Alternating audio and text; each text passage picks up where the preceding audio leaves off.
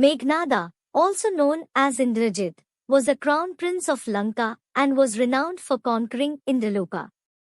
He is regarded as one of the greatest warriors in the Ramayana and played an active role in the war between Shri Rama and Ravana.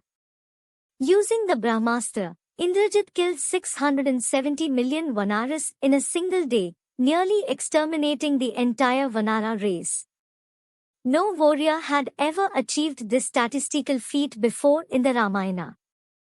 Today, we will discuss more details about Meghanada. Join with us in our journey.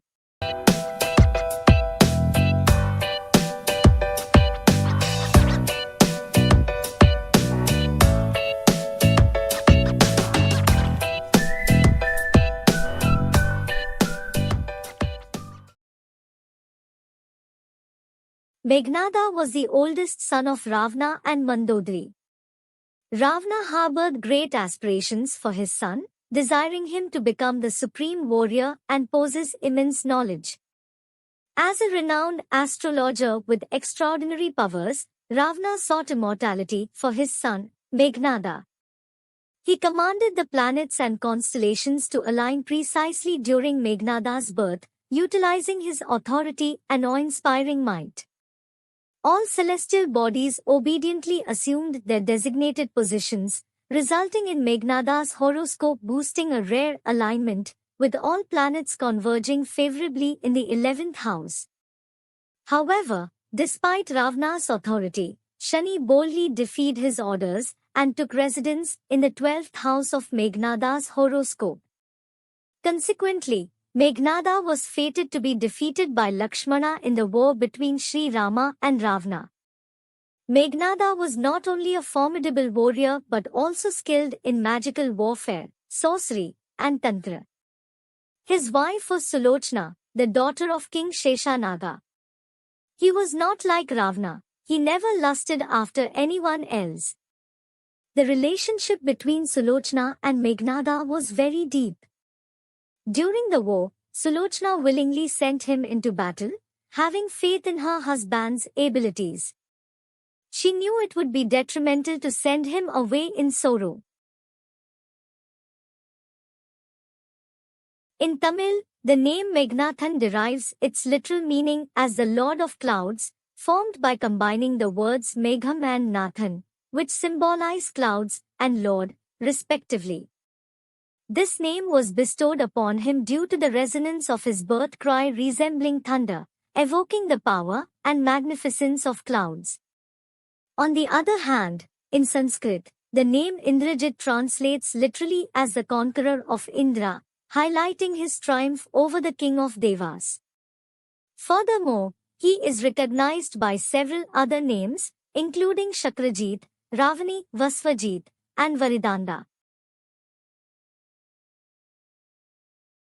During the battle between the Devas and Ravana, Lord Indra, the king of heavens, accompanied by other Devas, captured Ravana. In a bid to rescue his father, Meghanada seized Indra and forcefully brought him to his celestial chariot. He held Indra captive in his residence for several years, subjecting him to physical and mental torment. Ravana and Meghanada eventually decided to kill Indra. However, Lord Brahma intervened and instructed Meghanada to release him. Complying with Brahma's request, Meghanada was granted a boon in return. He sought immortality, but Brahma explained that absolute immortality goes against the laws of nature. Instead, he was bestowed with another boon, stating that upon completing the yagna dedicated to his native goddess Pratyangira or the Nikumbhila yagna, he would receive a celestial chariot. Mounted on this chariot, he would become invulnerable to enemies in battle.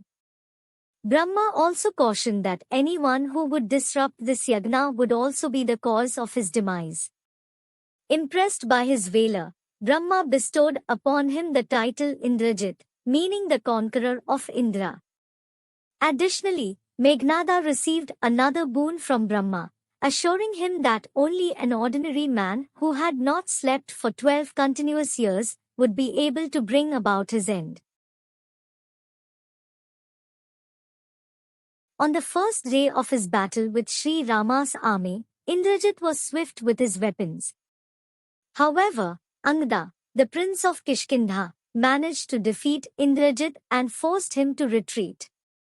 Later, Indrajit swiftly wiped out the armies of Sugriva.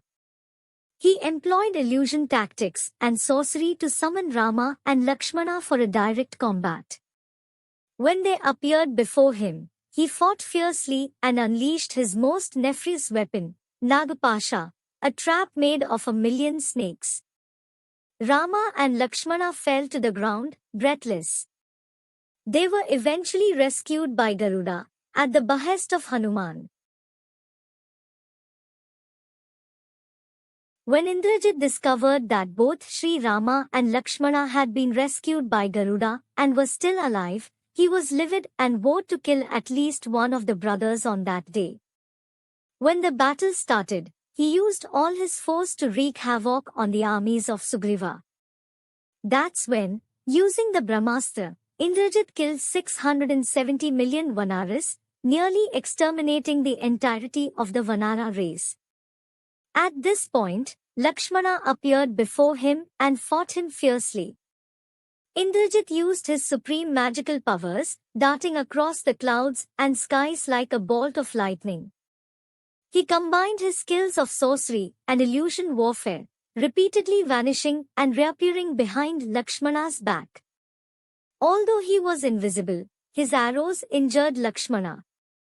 Indrajit used the Vasavi Shakti against Lakshmana, and upon being impaled, Lakshmana fell unconscious, poised to die precisely at the following sunrise. However, Hanuman saved his life by bringing the entire mountain of Dronagiri from the Himalayas to Lanka overnight in search of the magical herb called Sanjeevani, which cured him after Indrajit wounded him with a potent weapon. Indrajit again mistakenly thought that Lakshmana had died. When Indrajit discovered that Lakshmana had once again survived, he retreated to a secret temple dedicated to his native deity. There he performed Nikumbhila Yagna to become invincible through the boon of Lord Brahma. Vibhishana, Indrajit's paternal uncle who switched to Sri Rama's side, learned this information through spies and informed Sri Rama about it.